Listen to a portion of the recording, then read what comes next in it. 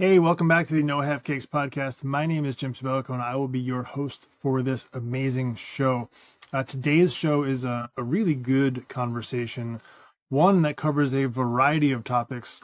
Specifically, we're going to talk about what it means to truly show up authentically as yourself, the difference between tolerating and accepting, the level of detail and the variety of topics in this conversation is absolutely hands down one of my favorites. And if you are feeling maybe a little bit unsure of where you are in the world, unsure if you are really being accepted, if you're being heard, if you feel some level of judgment and criticism for speaking your truth and understanding truly who you are, I want you to sit down and listen to this episode. You are going to feel seen and heard in a way that you might not have seen before.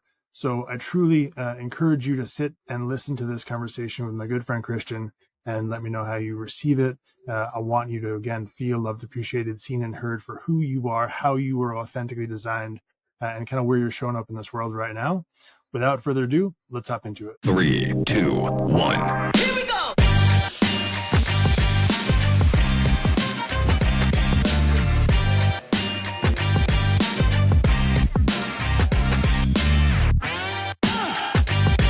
Hey, how are you? Hey, Jim. Good. How are you? Doing well. Thanks for being here. Yeah, good to connect. Yes, with you as well. We're going to just keep it super simple and straightforward and just a casual conversation. So any questions, concerns, thoughts before we kind of just dive in? All right. Just Easy follow enough. your lead. I'm in your hands. I follow your lead. I love that. I love that. I'm assuming then that makes you super comfortable with kind of any topic. And I think I love that part the most because it really means like a genuine understanding of your strengths and who you are and kind of a removal of ego and pride. Having done this a lot, I often find that the people who are most comfortable just kind of riffing on whatever are usually the most rooted in their authenticity and who they are. And I just want to start by saying I appreciate that about you and kind of starting that conversation this way. Well, that's beautifully expressed, and it takes one to know one. Thank you. Has that always been a thing for you, or like how did you really find yourself in this journey? I know you've been doing this for a long time. So if you could kind of give me a little bit of a background as far as really how you got here into this present day version of who you are and how you show up. Yeah, I've been doing the transformational work probably over 30 years, approaching 33, 34 years now. And it's been a long journey, from being incredibly shy and introverted as a teenager to yet always having a sense of mission. And it was that sense of mission and what to me is the demanding nature of the times in which we live that allowed me to overcome that. And still does. So, I'm probably most comfortable by myself in nature. So what I do really does come is driven and inspired by a sense of mission. you mentioned that mission.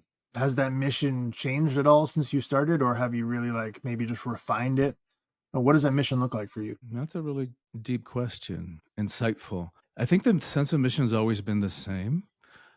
How I express it has evolved. Like, for example, when I was I went to Catholic high school, grew up in a really Catholic environment, so I thought I was going to be a priest. When I was a teenager, and yet, came to realize that there wasn't enough room for me in the religion in which I was raised. So that how I express that sense of mission has evolved. Then I went to, I thought I was going to get a PhD in psychology and become a traditional therapist. My dad was a psychiatrist. And then realized that also wasn't large enough of a container because at least at the time it completely neglected the spiritual aspect of being human.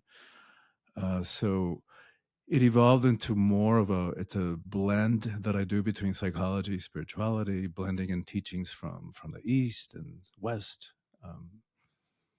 But the core mission remains the same. So you mentioned there wasn't enough room for you in religion. Can you kind of expand that a little bit and kind of what you mean? Because when I hear that, the immediate thing it makes me think of is sort of the difference between religion and relationship. And how too many people put this like super finite box on what religion specifically is, and it can't go beyond that. And I'm just wondering if that's your perspective or it's something different. Well, I mean, yes, I think the way that you framed it does apply, but specifically, um, as a gay man, there was a part of me that really wanted to serve the sacred, to serve God as I understood it then, and yet was being told by the religion in which I was raised that I was going to burn in hell for eternity, that I was an abomination in the eyes of God. So it created a little bit of a dissonance, to say the least. I mean, my adolescence was one long depression with suicidal fantasies because of that. Um, and then then began a process of questioning, and beginning to understand the difference between religion and spirituality, or and realizing that my relationship with the sacred is mine, and that nobody can get in the way of that, and that in many ways I still play a priestly role, and that I don't need to be ordained by any organization in order to be that facilitator, that conduit, helping people reconnect with their understanding of the sacred. Well, I think it's a very good point, and one I'd like to kind of expand on a little bit deeper is the concept of tolerance.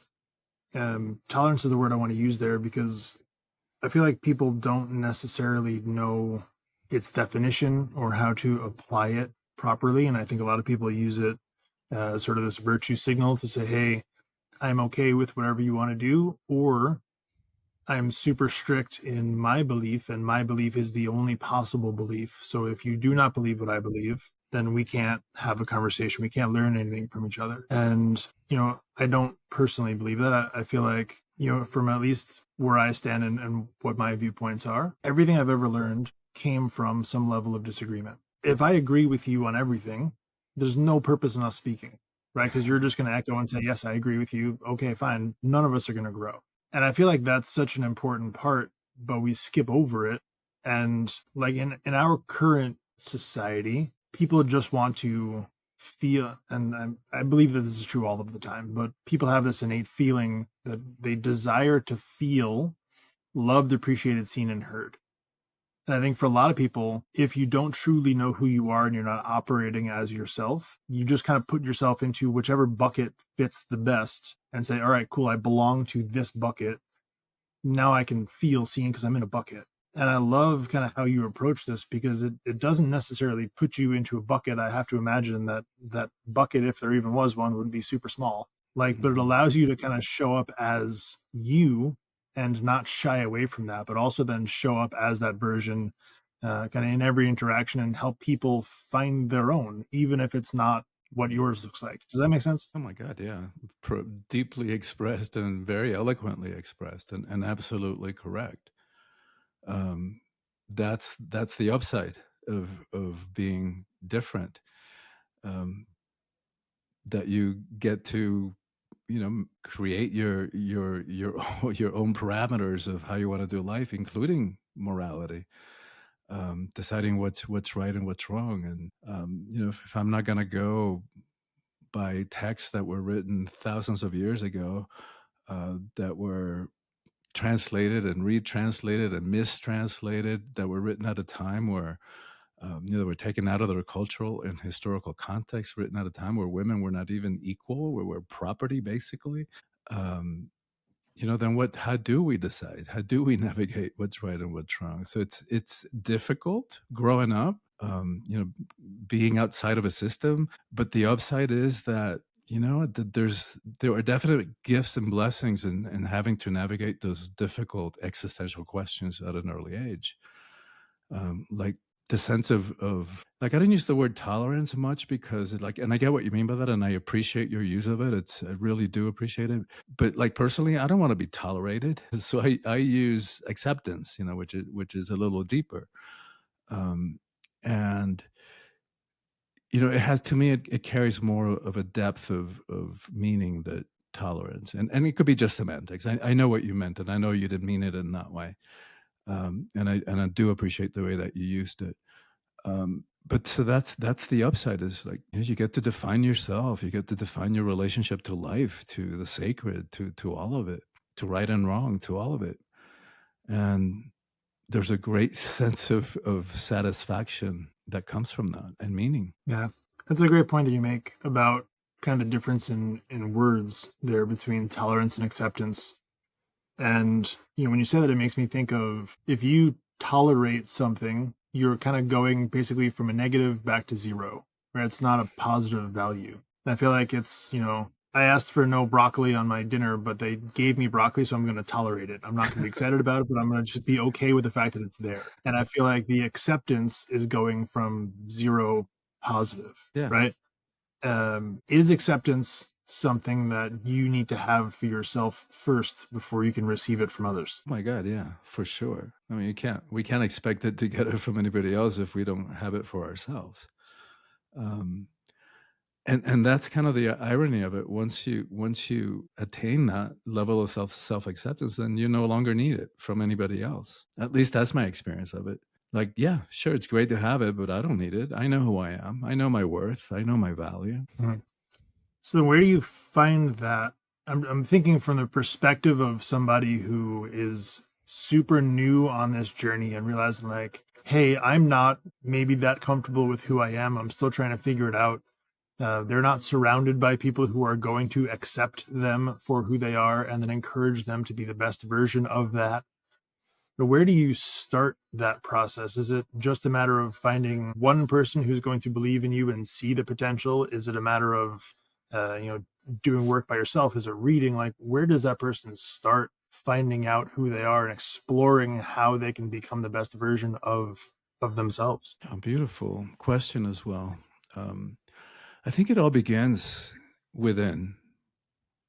And we can't have self-acceptance without self-awareness. So to me, that's the first step. It's becoming aware of who we are, why we do the things we do, why we have certain patterns in our lives, in our relationships, that our relationships sometimes can feel like it's the same boring movie, only with a different actor, a different co-lead, but same kind of crap, same argument, same stuff coming up over and over again. So at some point, we got to get honest and with ourselves and realize that there's one common denominator in every one of those arguments and in every one of those relationships, and it's right here.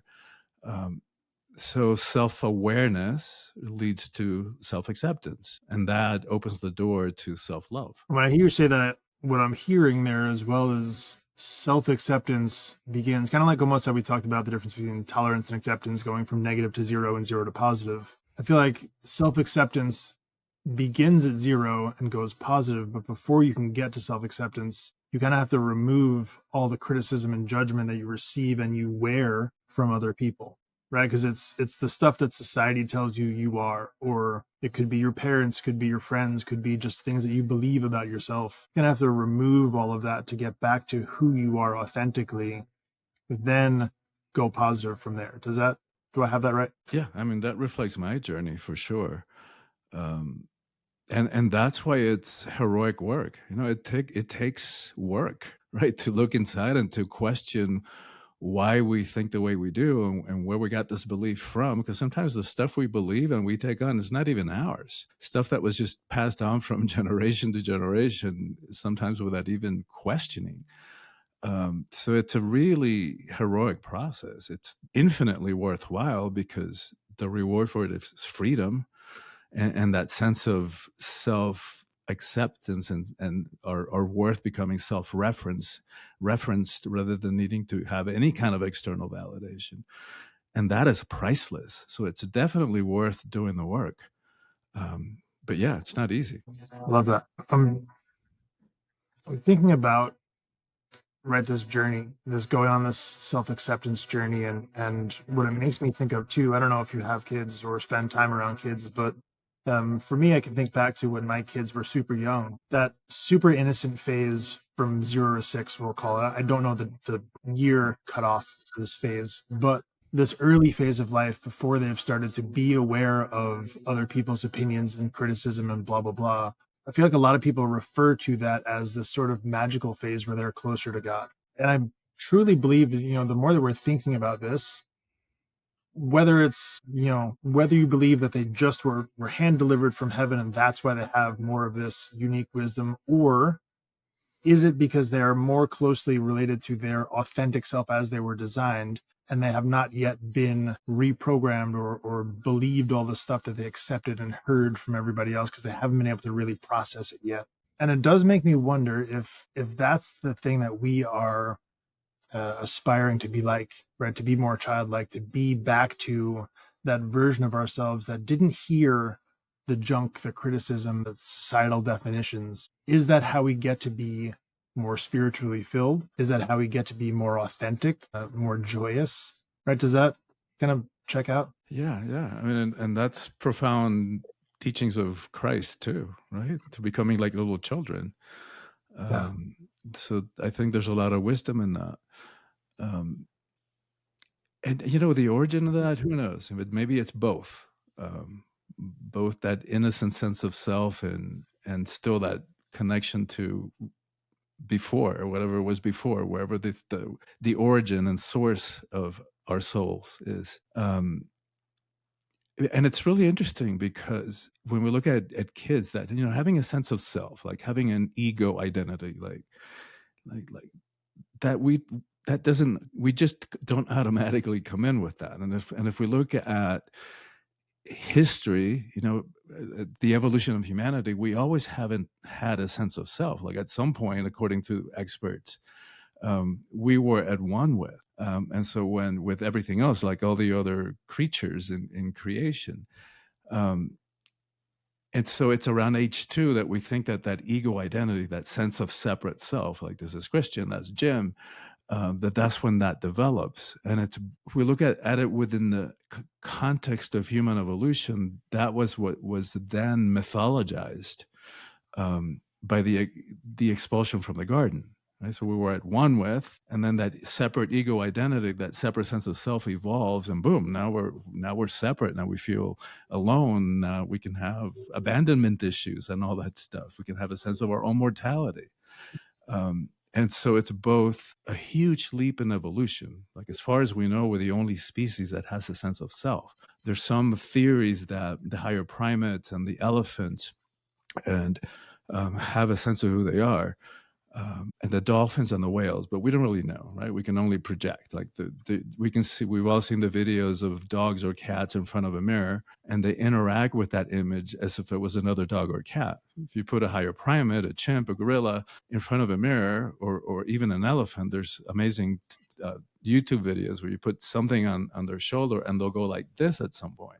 So they know that's them in that image, but to extrapolate and from that to having a sense of self, we really can't do that. So huge leap in evolution, and again, source of all our suffering, that sense of self. And it's you're right. I don't have kids myself, but I have a lot of kids in my life. So it's fascinating to see that evolve.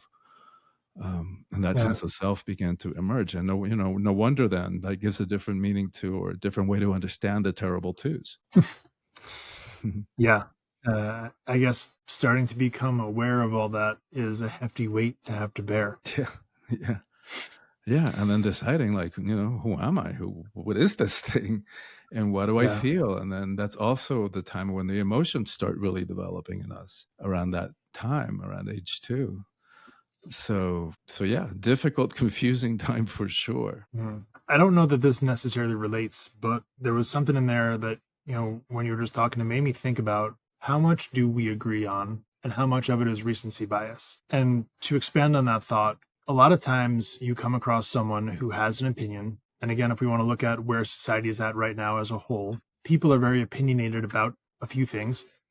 And that leads to a lot of hate. It leads a lot to arguments, just things that aren't necessarily productive. But it makes me wonder if we could, and I don't know that we ever really could quantify this in the way that I would love to, but if you ever stop to think, let's look at you and I, for an example, just as a thought experiment. Do you like pepperoni pizza or plain pizza? Do you like Coke or Pepsi? Do you like coffee or tea? Right? If we started to measure out all of these different preferences and we found out that you and I were aligned on 98.7% of decisions, we both agreed on, hey, we both like coffee, we both like Coke over Pepsi.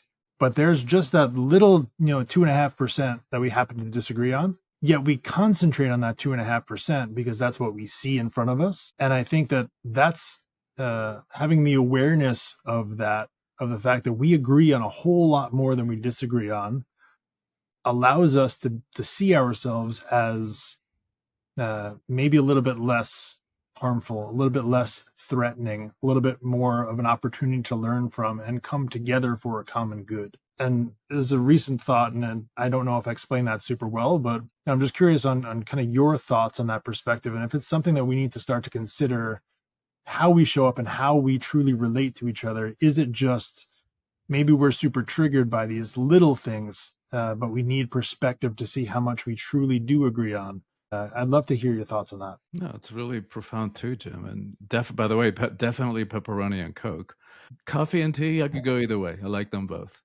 Fair enough. We're aligned, by the way. But definitely, like, I mean, what you're saying is completely resonant with me. And I think it's true that if we focused on our commonalities, like even to think about it from the perspective of DNA, like our DNA is 99.99% identical. 98.6 of our DNA is identical to chimps, and 50% of our DNA is identical to bananas. So if we were to focus on those commonalities, like even like the breath that we breathe, like where does my breath end and yours begin? And if we look at what we're breathing, if we look at the element of argon, which is immutable, so unlike oxygen, that when we breathe it in, it comes out as carbon dioxide. When we breathe in that argon, it comes out exactly unchanged, the same. So that means that the same argon, you and I are breathing the same argon right now. And not only that, but that we're breathing the same argon that went through the lungs of the saber-toothed tiger and the pterodactyls and the ancient Hindu masters and the Jewish prophets and the Christ and the Magdalene and everybody, all the highest scientific and artistic minds are breathing the same exact argon. And so if we were to focus on those commonalities, we would see it's probably our differences are probably less than 2.5%. It's powerful. It also made me think just now, kind of if you extrapolate that out a little bit, the same breath that I'm using to speak life into someone is the same breath, the same argon that someone else has used to speak violence or used to speak hate, right? And we have a choice with what we can use that with. And just because it was used in one way in the past gives us an opportunity to use it again for something else, right? It's such a cool opportunity to think about. And I don't believe that we actually use that argon gas for anything, right? It just exists, and we're happen to just, it's just there.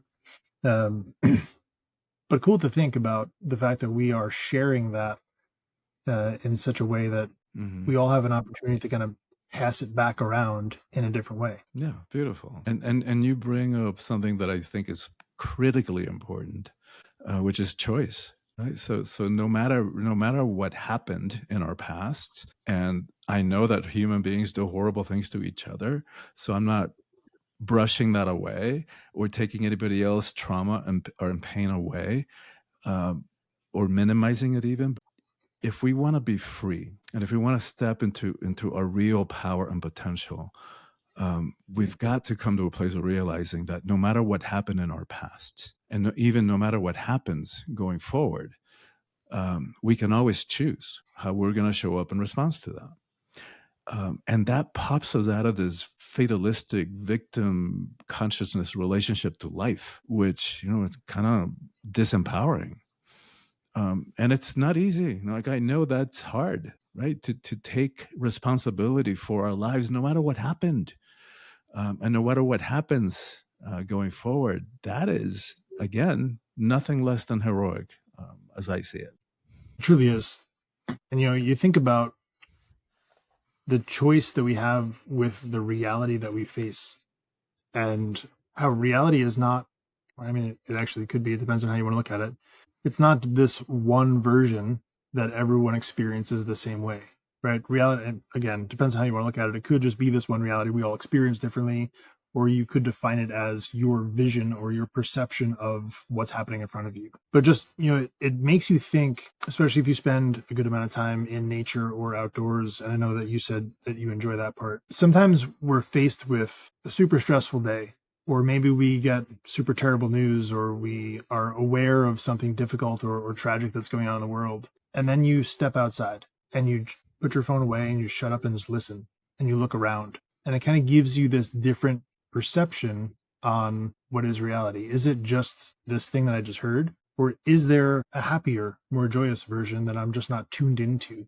Right. And I think once you start to be aware of that and realize that you have a choice, what you need to pay attention to or what you want to pay attention to is kind of the definition of the reality you're going to receive. It gives you a lot of power back. And it stops making you this victim in someone else's definition and starts giving you kind of control over how you see the world. And I truly believe if you want to go further on that, how you see the world is how you're going to experience the world. If you see the world as this beautiful place where there are people you can sit down with someone else who you've never met before, who you might not have a lot in common with aside from pepperoni and Coke and coffee or tea maybe. But like, you can sit down and be open-minded to, hey, this conversation, I have zero clue where this conversation is going to go. But the chances are, because we both come at this from a perspective of love, appreciation, and knowledge, and good intentions overall for each other, we both want to walk away from this conversation having helped each other gain some perspective, as well as the person listening to this. We're going to receive that, right? And if we came into this with a terrible attitude and said, man, I don't want to do this today, screw this guy, I don't want to talk to him because of whatever reason, we're going to have a miserable time. And that's going to reflect in the next thing we do, the text message we send after this, the relationship we have, all that stuff. And I think to what you said, that choice, right? That one single choice is so freaking important. And to realize that you have the opportunity to make one single choice 200,000 times a day or more, right? How often can you make one choice that can affect how you experience reality? Yeah. That's amazing, Jim. And now I understand the title of your podcast. This is not half cakes. This is deep stuff we're talking about, and difficult stuff. Like in over the 30 years that I've been doing transformational work and retreats, I think that is the single thing that people struggle with the most, which is tearing up that victim card, that poor me, woe is me. If only mom had done this, or daddy hadn't done that, or if only the system was set up differently, or if only there wasn't racism or misogyny or homophobia or whatever. And not to deny any of those things. The system is not set up fairly. And yet it goes back to what we're saying. If we want to be free, like we've got to own all of it, all parts of our life. And again, I'm sorry about the stuff that happened that wasn't fun or pleasant or was painful or traumatic. Really sorry about that. I work with people in healing all that stuff, and I know it gets healed. And yet, it's nothing short of heroism to be able to say, it's like, all right, like, I'm sorry that happened, and what am I going to do about it? How am I going to show up in response to that? And it's completely empowering to do that. And yeah, it's hard to tear up that poor me, that woe is me. We get stuff from that. We get attention, we get validation, or at least pseudo validation by having that identity. The pride, and we get to do what to. I think the reason that it's so difficult is that it's personal responsibility, right? As long as we're holding on to that poor me, is like we have an excuse. And at the minute that we say no, right? Well, that sucked. I wish that hadn't happened. And what am I going to do about it? How am I going to show up in response to that? Then like, we don't get to do that anymore. We have to show up. We're taking responsibility for all of our lives. And again, that is infinitely worthwhile and empowering. I cannot recommend it highly enough. I don't really think that we can be completely fulfilled and happy until we do that. Because there's a price to pay for that. There's a price to pay for that, holding on to that poor me, woe is me. It's like we're really keeping ourselves disempowered when we do that. I feel like there's part of that too about fault. And I don't know where it comes from, to be honest with you, but I do believe that there's a lot of people who struggle with it being their fault. And they feel like if they can make it someone else's fault, whether it's society, whether it's your neighbor, whether it's that guy over there, it prevents you from being the one whose fault it is. And I feel like for most people, they walk around with this feeling like, if it becomes my fault, then something's going to happen. Someone's going to come and yell at me, or I'm going to get in trouble, or whatever that thing is for that person, this perception that when something is your fault, something negative will follow, I believe keeps them kind of stuck in that mentality. And if I could tell you one thing, you the listener, and I'd love your perspective on this as well, is that no matter whose fault it is, it doesn't change your opportunity or your choice on how to respond. Right? It could be your fault or not your fault. It doesn't change the option that you have with how you respond. And I think that's realizing that was one of the more powerful things that has ever happened in my life, is that, hey, no matter what, right? Yes, I came home to half a cake. I could have blamed everybody, and I did. Okay, just to be super clear, the next few days after that, I was pissed off at everybody. I was pissed off at my wife. I was pissed off at my kids. I was pissed off at my customers for paying me money. Okay, the dumbest things. But I went through a period where it was everyone else's fault. And then I realized, hey, guess what? None of that is helping you. Okay, it's on you to decide how you show up next. It's on you to decide what is the next move. Okay, the rest of the page has not yet been written, and the pen is in your freaking hands. So do something, even if it's writing down one single letter that's on the word that's going to help you move forward. Go in that direction.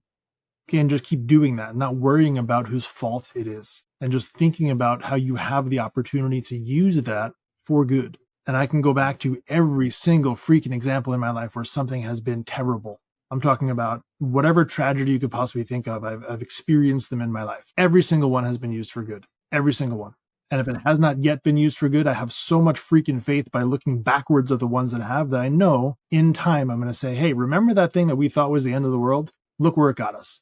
Right. And I think that is tied so deeply into removing fear of fault and replacing fear of fault with faith. And I know those all start with F, and that's probably a good social media clip there. So, I'd love to hear your thoughts on that. Yeah, I mean, I agree with you 100%. I don't use the word fault, and again, it could be semantics. I prefer responsibility, because to me that's more empowering. Like, responsibility, means ability to respond. So to me, it's more proactive, more positive. Because we all have, no matter what happened, we all have the ability to respond to any situation. And when we hold it that way, like you're saying, it's very empowering. It pops us out of that sense of victimization and stuckness and powerlessness and fatalism. It's like, no, I don't subscribe to any of that.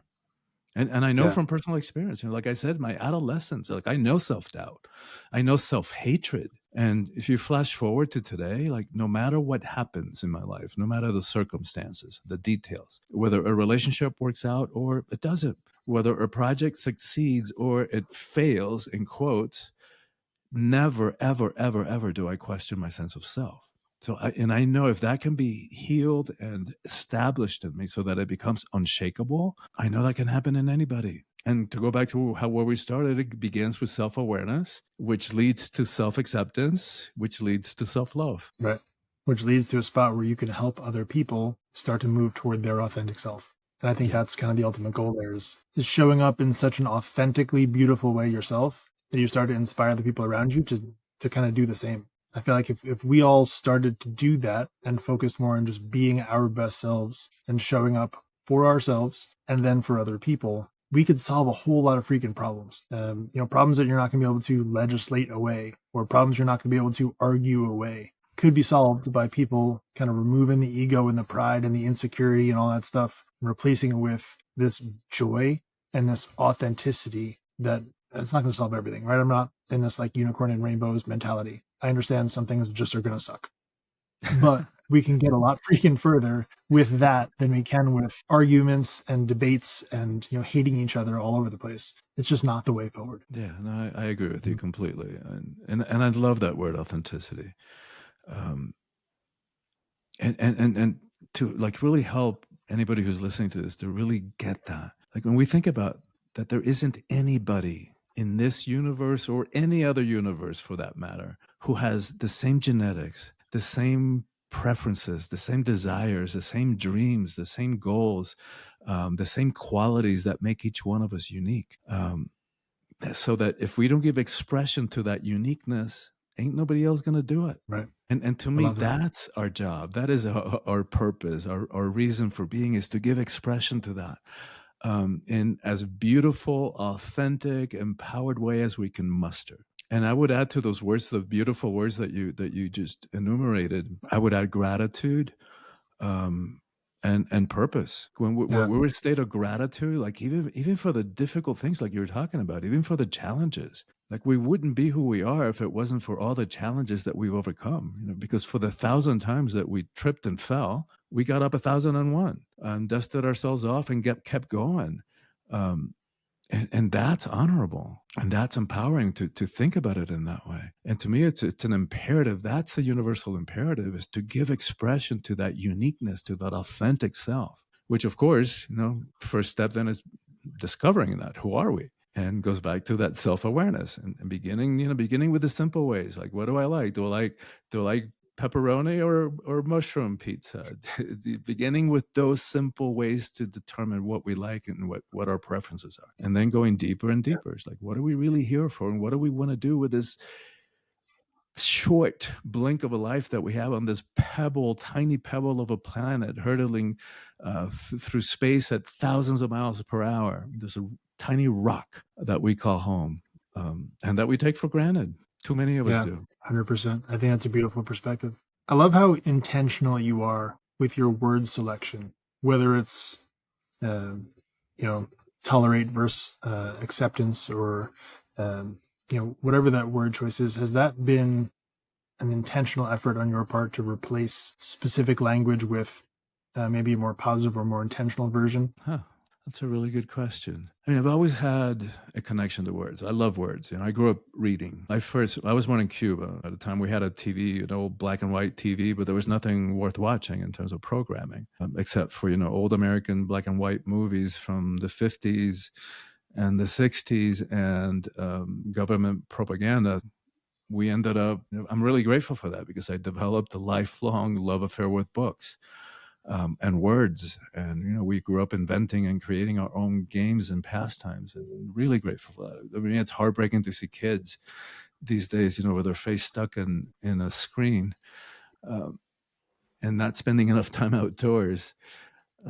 We spent our whole lifetime on our bikes exploring and being outside, and I'm so grateful for that. And again, so I think it's just second nature. My thing with words. It's like I really appreciate words, and also having learned English as a second language. It's like you have to learn the rules. And English, by the way, is not a fun language to learn. It's very unpredictable, the Most people are still pronunciations. learning it. Oh my Yeah. God! Yeah. It made me think of life and death and the power of the tongue, and how important it is, even with just yourself and the words that you speak over yourself. One of my mentors speaks often about championship language and what it means to use specific words in the way that you speak about yourself, to others. And one of those word swaps, if you will, is removing the word trying and replacing with the word training. I like And that. this sort of subconscious thing that you build into yourself over time, that anytime you catch yourself thinking the word trying, you replace it with training. And for me, that we can go into that at length. But one of the things it does is it removes this failure aspect of it, right? You feel like, much the same way that we want to pass blame to someone else, you can say, "Hey, I tried." That's all right, cool. I'm off the hook. But when you replace it with the word train, right, you're calling yourself up to a higher purpose. And it's not just this, "All right, cool, I tried, I'm done, let me move on." I'm training. And then it's like, "All right, cool, what am I training for? Am I training to be a better version of myself, or am I training to, whatever it is?" I think it's just that intentionality with the words that you speak to yourself. And there's a whole list, which I'm sure I'll share at some point.